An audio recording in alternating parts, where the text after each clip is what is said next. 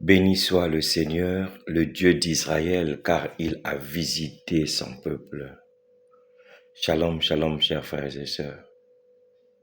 C'est un peu tout ce que nous pouvons, chacun d'entre nous, clamer, reconnaître et sauter à tue-tête pour dire que le Seigneur agit pour nous.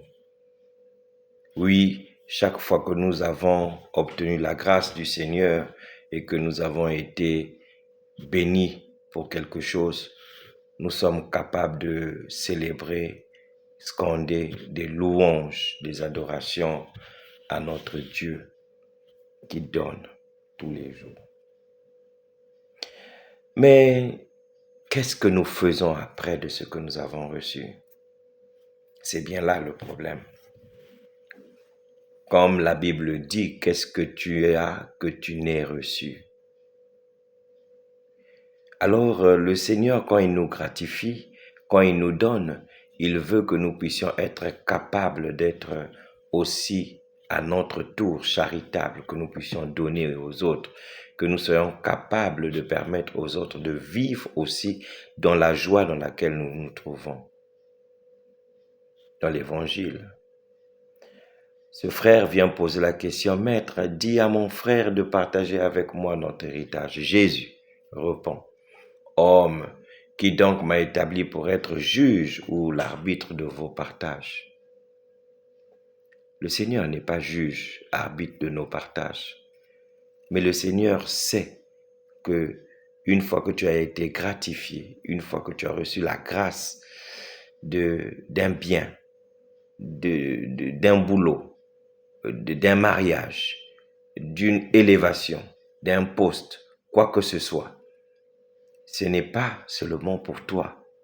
C'est aussi pour ceux qui t'environnent, ceux qui sont autour de toi, tes frères, tes sœurs, tes amis. Alors c'est pourquoi nous allons lire cette partie. Il y avait un homme riche dont le domaine avait bien rapporté. Il se demandait, que vais-je faire, car je n'ai pas de place pour mettre ma récolte. Puis il se dit, voici que je veux faire démolir mes greniers, j'en construirai de plus grands et j'y mettrai tout mon blé et tous mes biens. Alors je me dirai à moi-même, te voilà donc avec de nombreux biens à ta disposition pour de nombreuses années. Repose-toi, mange, bois, jouis de l'existence.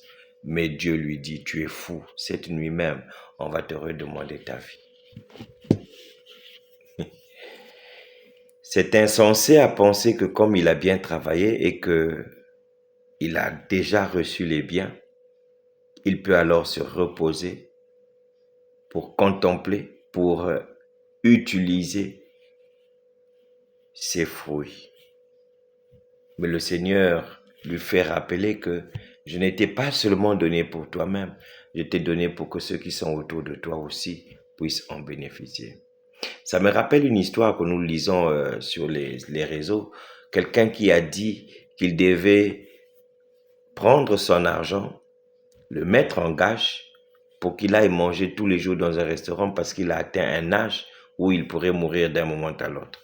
Et si le Seigneur te garde à plus de 20 ans de ta pension que tu veux créer, chers frères et sœurs, travaillons, mais soyons charitables.